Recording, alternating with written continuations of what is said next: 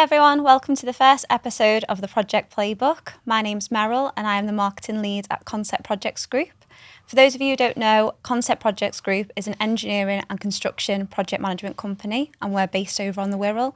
Today I'm joined by our two managing directors, Andy and Steve. Hi guys. So before we jump in, should we just briefly explain to everyone what this podcast is all about and why we've decided to do this? Yeah, so we've had a lot of, in the past, a lot of project experience, obviously, and we've seen the good, the bad, the ugly, and I think it's just about sharing a bit of knowledge around some of the best practices in the industry to help local companies, local businesses, and anyone, frankly, who wants to listen to any kind of good practice for projects, as well as understanding where the common mistakes are as well. So that's kind of the basis of doing this, is just to spread a little bit of knowledge.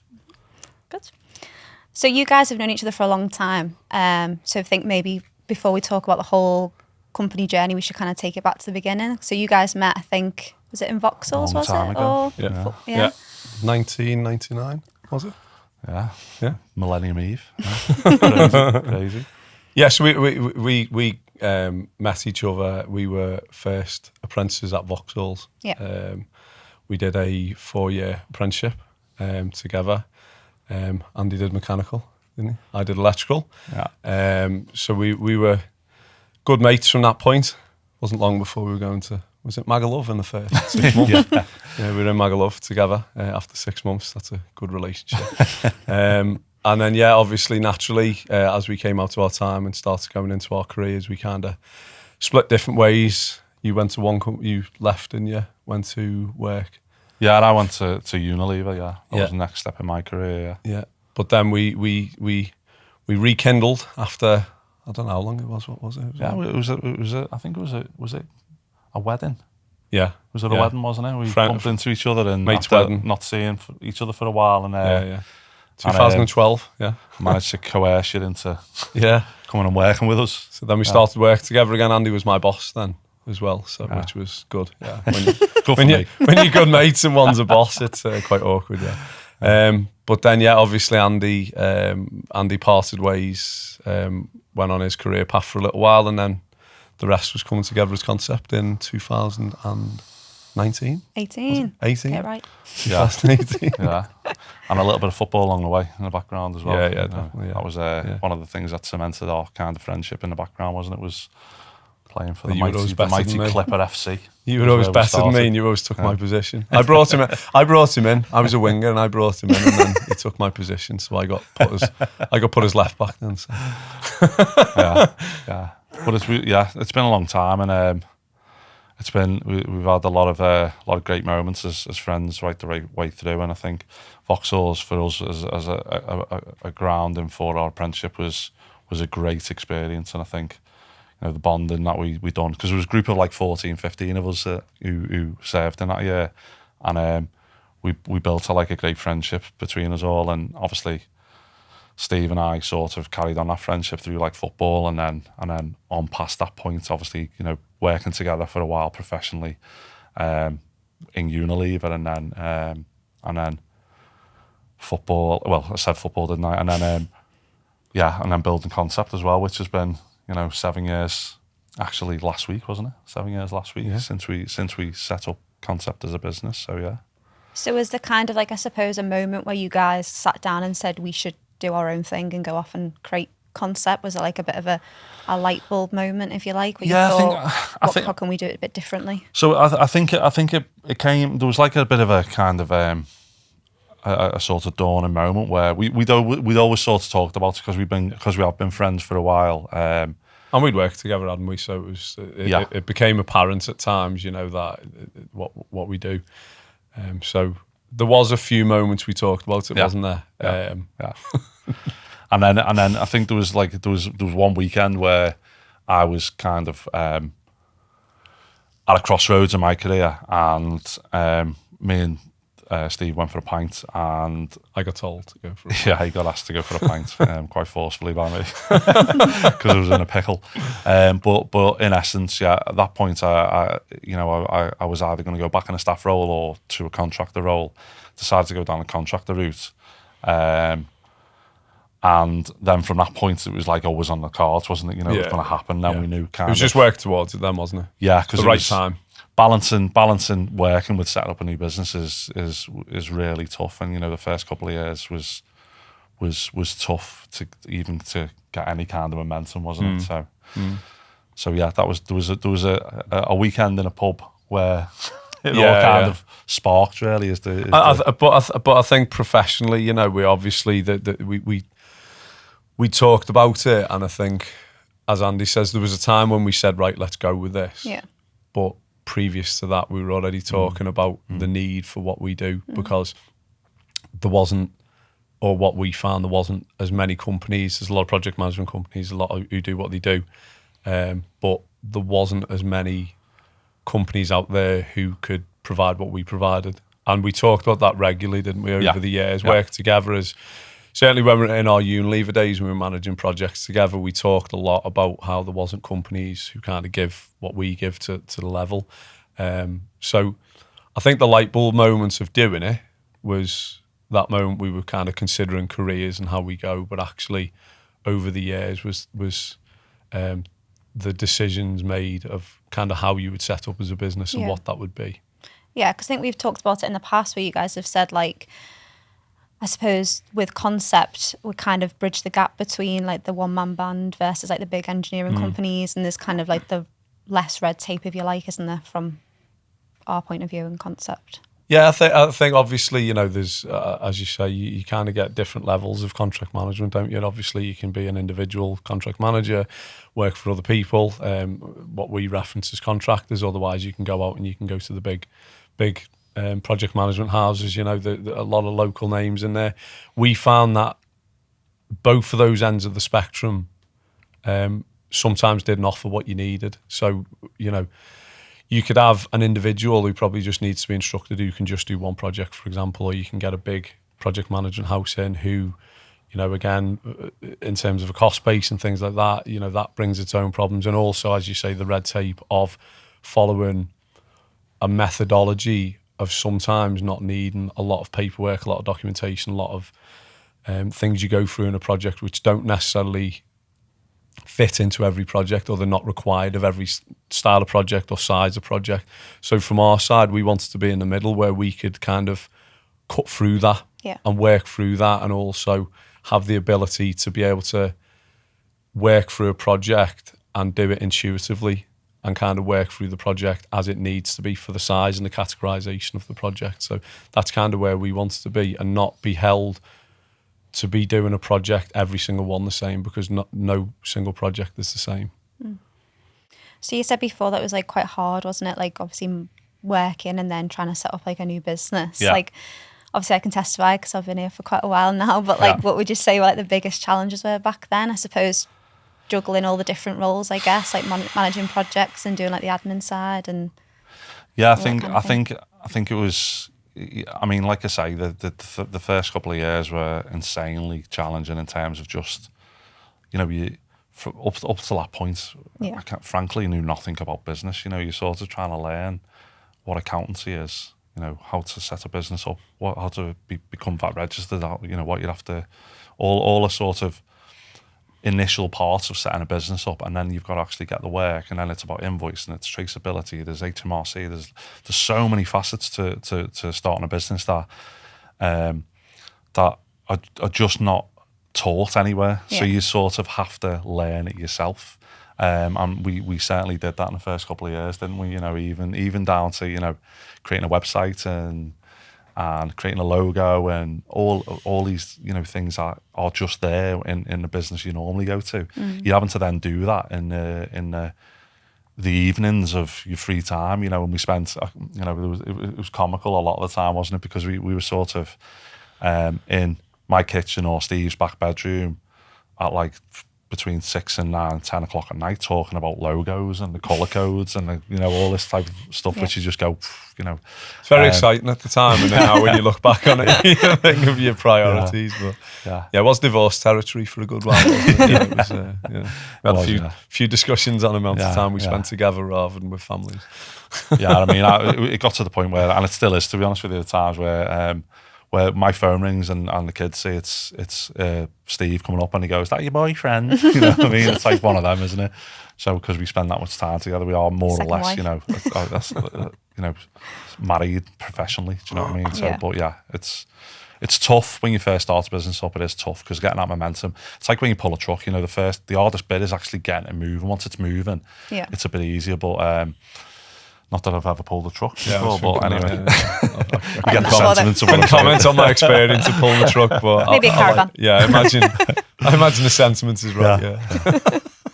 So I guess, was there like a defining moment where you guys thought like, this is it, we're kind of creating something special here? Was it like a particular project, or maybe like when you hired your first team members, not name any names, or like any kind of like repeat business, and you thought like, yeah, this is it, we're creating something special, so to speak?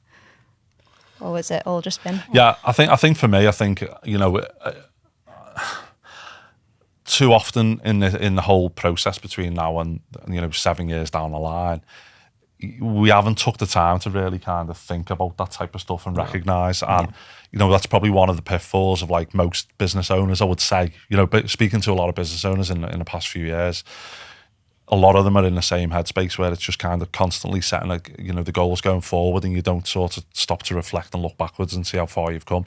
I think the bit which, I mean, you know, even last week before, we get a new van and it's branded up, and it's like a moment where you go, wow, this is like, you know, it's real. Yeah. And sometimes you don't stop to appreciate that moments. But I think the bit which felt like we were really, I guess, going to be a business was obviously, you know, to your point, jokes aside, was hiring yourself, obviously. And then when we got our first office, which was the size of a shoebox, but it was still our first office, and you go, right, actually, we've now got an office, we've got a website, we've got our first employee, and you sort of go, you know, we're a business, we're starting, and now we've got responsibilities as owners to then make sure, you know, as an employee number one, your salary is paid, and that we can afford to pay the lease on the office. So you've then got to make it work as well. And then from that point, it was just kind of mentality shifting. Right, we now need to behave a bit more like a business because we've got responsibilities for everything else. So that was for me anyway. Yeah, I totally agree. But I think there's also milestones as well, isn't it? You know, for me, probably the standout things is, as you know, we deal with big companies. And you know, some of them we naturally had a relationship with, so that came as standard, that we continue to work with those. But then when you're working with some of these blue chip companies, and you kind of you step back and think, when you bring new clients on board, it's a big thing. You know, it's a big thing. So the minute you kind of work with some of these blue chip companies, and you then step back, and, you know, when we've been doing branding and stuff like that, and, you know, we've been updating the website, and we talk about some of the clients that we've worked with, and they're the moments you kind of go, wow, you know, these are big companies. These are really big companies. And as you say, me and Andy, out of Andy's kitchen, you know, year one, and now we're kind of talking to these professionally. We're doing things for them that, you know, they can't do for themselves, so they bring people like us in to do it, you know. And when you look at some of the big brands that we've worked with, that's kind of when I, you know, almost pinch myself, kind of go, wow, I didn't see that coming 10 years ago. You know, if you'd have asked me where it was, we probably wouldn't have been at that point. So that's a big one for me. And as Andy says, you know what, our new premises now, you know, if you remember, we went to see the office, and we walked in and went, nah, it's too big, didn't we? Yeah. We kind of let it go. It was one of those, wasn't it? We let it go for the first kind of 4 weeks, and then we were having a joke about it and said, come on, let's go and have another look. And do you know what? Big ideas, let's go for it. And then, you know, when we moved in there, 18 months ago? Was it 2 years ago? About 2 years, yeah. You know, that was another one where you kind of go in and go, right, got to fill this now, and over time, you know, and it's great because obviously we get people come in now, and one of the first things is it's a lovely office, you know, penthouse, and you know, it's a nice view and everything else. So there's little moments like that for me where, as Andy says, in the early days, obviously, but as we keep going along now, but we don't give ourselves the opportunity to reflect on these most of the time, do we? We don't do that. Yeah. So. And it's a failing, really, but we need to do it more, but we won't. So picking back up on kind of why you started the company in the first place, did you sort of see like a gap in the market? And I suppose would you say is the USP of Concept? Like, how are we different to the other project management companies out there? Our USP is that ability to service local blue chip companies, you know, SMEs, with a real connection almost, that will almost, he can pick the phone up to me and Steve as the business owners, and we will solve a problem with them. Yeah. And we'll work together with them, and there's a more family feel to it. So we can have someone on your site within 24 hours. That, as Andy says, if you're looking for the individual contractors, that's quite difficult, because you probably have to go out to recruiters and things like that, or look at people and hope that they've got availability. If you look at the big engineering houses that we've talked about, it's not often as easy either. And if it is, it comes with cost as well. So I think the other side of it from our side is the kind of personal, agile response as well, isn't it? Yeah. That we can be on your site, we can understand, we can go through the project. We're engineers ourselves, we're project managers ourselves. We've been there, we've done it. So we can go in and understand and see what's really needed. And sometimes it's not an individual approach, is it? It doesn't necessarily mean that you only need one person, because that's the kind of general premise of it. We can help as a business, as opposed to just that one-man band or that big company approach. And I think that's the other kind of gap that we fill. Yeah. Yeah. I suppose it's the fact that we can go in and do a turnkey project, like start to finish, but then we can also kind of be an extension of the client's team, I guess, like as and when they need us, really. Yeah. So it's offering both levels. Exactly. Yeah. And we control the quality. I think that's a key thing. As Steve alluded to first, we've relied heavily on subcontractors, and for the most part they've been brilliant and really good. But there's not that ability to influence their quality and their standards, whereas we can directly do that now. And I think that kind of gives us an extra level of delivery that we can now control. So that's really exciting for us. Yeah, definitely. And I suppose in the last year or so, I think, we've very much gone from managing projects that are very like automation heavy, and now we're kind of doing more construction, like fit out projects. So it's like we're going into these manufacturers and being able to deliver all different types of projects. And I think probably not a lot of people at the moment may not know that we can. You should do, from the amount of marketing and LinkedIn that's gone out. Well, no, you're right. You're we right. can install a packaging line, but at the same time, if your office absolutely. needs redoing, we can do that as well. So, definitely, yeah. But it again, like you say, falls within the turnkey offering, doesn't it? You know, for the fact that we do have the ability to have the in-house experience to be able to manage an automation project, the packing line project, the process project, whatever it might be, pharmaceutical project, but also have the ability to upgrade the facilities, welfare facilities, office facilities, things like that. So we do have that within the business as well, which, as you say, people may not know about it, but they should do.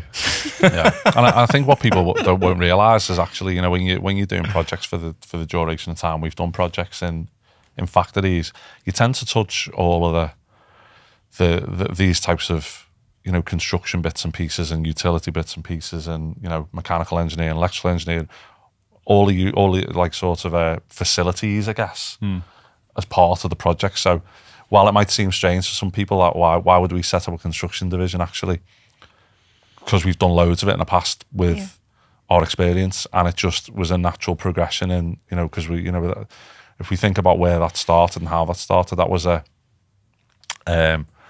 situation with a client where they had a specific budget that their current suppliers or subcontractors couldn't hit. So they asked us, could we hit it? And we said, yeah, we can hit it. And then it kind of, it was a grade 2 listed building. We converted that for, I think it was 60% of the price that they had from the nearest competitor. And that sort of set the hair running, didn't it, in the construction side, really. So, and I think that the skill set within project management is quite transferable into that type of industry. There's been a few, hasn't there? There's been a few milestones, but we need to focus on them a bit more, don't we? Yeah, definitely. Yeah, I think as well, like a big achievement probably was it last year where we got certified as being carbon neutral. That was a big win, wasn't it, for us as well?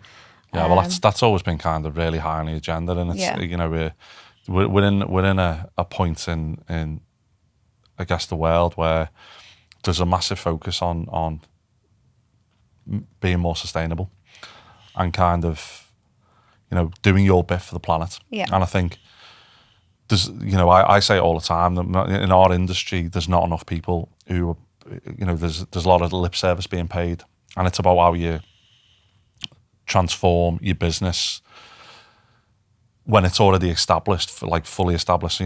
Some of these bigger sort of conglomerates have been around for 100 years or whatever. It's like trying to turn the Titanic. It's like sort of, really, really difficult to get them from that place into a position where they're really sustainable. So actually, one of the things that Steve and I decided was to make sure that we try and embed this from the outset, and it makes life a lot easier. And some of the things like the Make It Wild, carbon neutral, all these types of things that we're trying to do, which to just be a bit more socially responsible in these moments. And I think, even on the quotes when we started putting about the tree planting, so on our quotes we've got the options for the tree planting cost, which is I think it's 1% of every quote, isn't it? People can add it on, and we plant trees, and so even little things like that. I mean, you know what? It's not gonna change the world, but it's more positive than negative. And that's kind of, if everybody just done a little bit, I think that would be something that really would help the industry and help the planet. But that's the point, though, isn't it? It's got. When you think about it, you watch these shows, you watch David Attenborough, and he's giving all your facts and everything, isn't he? And he's telling you, and you go, yeah, these big organisations need to do this, and you've got your own opinion, haven't you? But we're part of that, aren't we? Because if everyone else was doing the same, if everyone took the same opinion, so for us, and that's the beauty of again, the size of us as a business, we can make those decisions quite easily. You imagine these huge organisations want to go carbon neutral or whatever targets they've got. It is much harder for them, albeit they should be doing it, but it is much harder for them. For us, again, we haven't got the red tape. We're a business that we can make decisions pretty quickly. So it's something we're proud of as well, isn't it? That's a good achievement as well. Again, that's another milestone, which we forget about. Again. What are the next plans for CPG? Anything big on the horizon that you can share with us? Yeah, so the next thing on the horizon for us, I think, which is the exciting point, is the growth of our new mechanical division. We've just signed head of terms on a new workshop. We've just got a new van for the guys. We've brought 2 new mechanical engineers in. We're also recruiting for a couple more, and it's an offering that we're going to make, which adds to the team and adds to the turnkey solution of being able to give project management and mechanical support. You're staring at me, stop staring at me. I've got to look at you. Okay, so I guess that's a wrap for episode 1 of the Project Playbook. Wasn't too scary, was it? Don't think we did too badly. Fine. So thanks for joining us, everyone, as we kick things off with the company journey. If you've got any questions, or if you've got a topic that you'd like us to discuss in a future episode, please feel free to get in touch with us. You can message us through the website or on our socials. Join us next time when we'll be tackling the harsh truth, why not everyone can manage a project. Thanks.